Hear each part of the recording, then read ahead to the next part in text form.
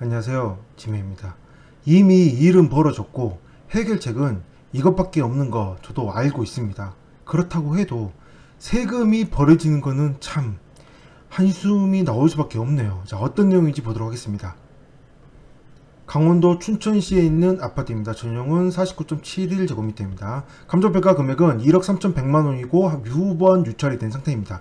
자, 1억 3,100만원의 감정평가 금액인데 이 감정평가 금액이 시세는 아니죠. 시세는 아닌데 어쨌든 시세라고 가정을 하고 지금 이 물건은 지금 세입자가 있습니다. 김씨가 세입자인데요. 지금 보다시피 다른 권리는 없고 김씨가 처음 들어오는 임차권 등기자이고 그 다음에 직접 경매로 넘겼습니다. 그래서 다른 채권자는 아무것도 없는 그냥 유일한 채권자인데요. 자, 보다시피 보증금이 1억 4천만원입니다. 시세가 1억 3,100만원인데 세입자의 보증금이 1억 4천이면 어떤 상황이에요? 역전세죠, 역전세. 전세금이 비싸지는 그런 상황입니다.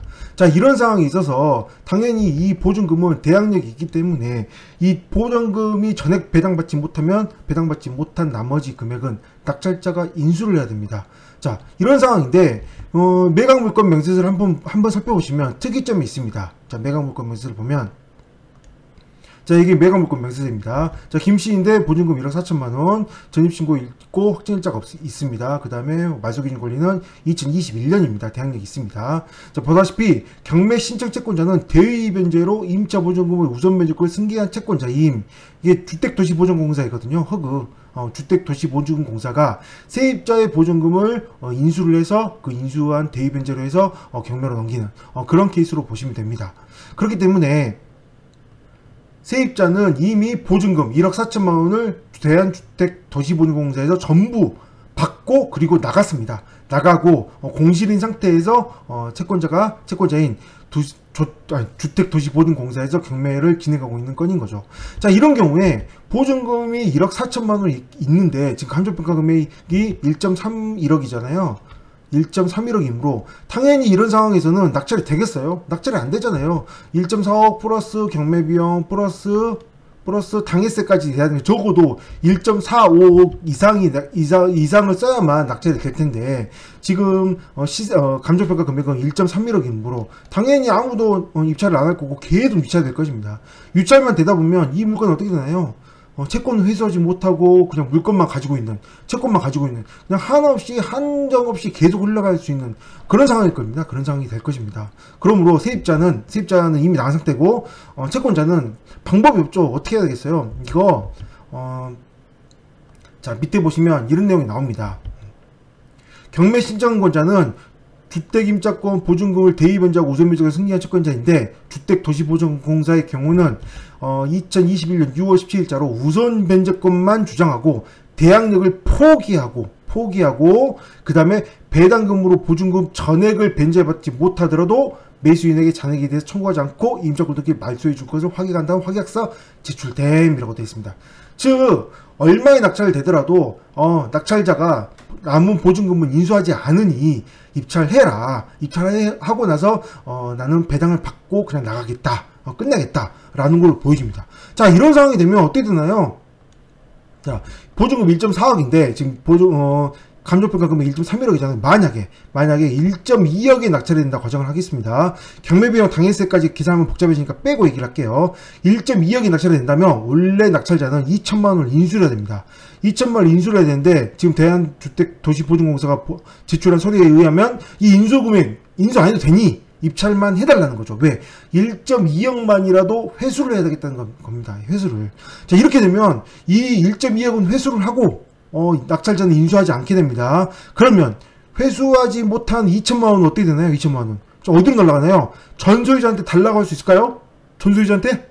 달라고 못하죠. 왜? 원래는 낙찰자가 인수를 해야 되는 상황이니까 인수를 했어야 되는데 2천만원을 포기하는 거는 주택도시보증공사인 거잖아요. 그러므로 이 2천만원은 전소유자한테 달라 하지 못합니다. 당연히 인수가 돼야 되는 금액이기 때문에. 그러면 2천만원은 인수는 하지 못하는데 달라고 포기했다. 그러면 2천만원 어떻게 되나요? 2천만원. 어떻게 되는 거예요? 원래 처음에 1억 4천만원을 내줬잖아요.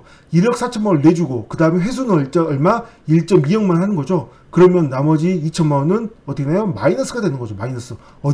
누가 쓴 금액? 이게 바로 세금이 쓴 금액입니다. 세금. 2천만 원 세금 이거 누가 내요 이거? 전 이거 보면서 애초에 이미 일은 벌어졌다고 치지만 하면 그래도 이 1.4억이 잘못됐다고 생각합니다. 저는. 왜? 한번 시세를 보도록 하겠습니다. 2017년 7월 당시에 시세가 어땠는지 실거래 시세를 보면, 자, 여기 퇴계주공 1단지 아파트고 현재는 1억 3,500인데 이거는 뭐 지금 시세인 거고요.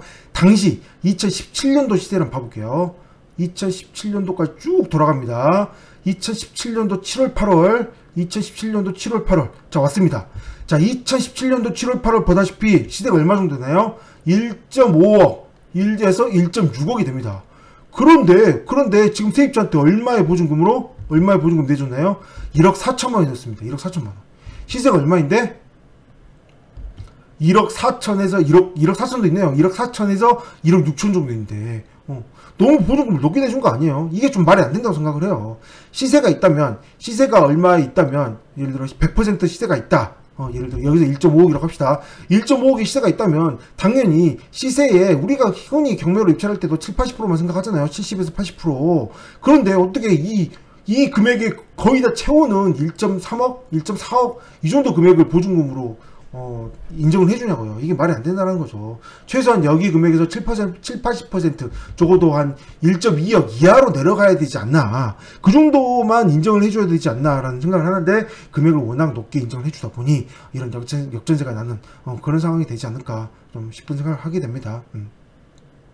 물론 뭐 역전세가 남은 지역은 많진 않지만 꼭 이렇게 아니더라도 뭐 아파트는 그래도 이렇게 그래로 드러나는 편인데요. 특히 빌라 같은 경우는 굉장히 심합니다. 시세가 잘 나타나지 않는데 시세가 뭐 1.7억이다. 그런데 뭐 전세 금액은 뭐 1.8억, 1.9억 뭐 이렇게 내주기도 하거든요. 이런 것들이 많은 문제가 되는 거죠. 이거 회수를 위해서 이렇게 대항력을 포기를 하고 있지만, 이게 지금 와서는 뭐 해결 방법은 이거밖에 없는 건 알고 있지만, 그렇다고 하더라도 이렇게 해서 회수하지 못한 채권들은 전부 다 세금이 굉장히 쓰여지고 있다는 거죠.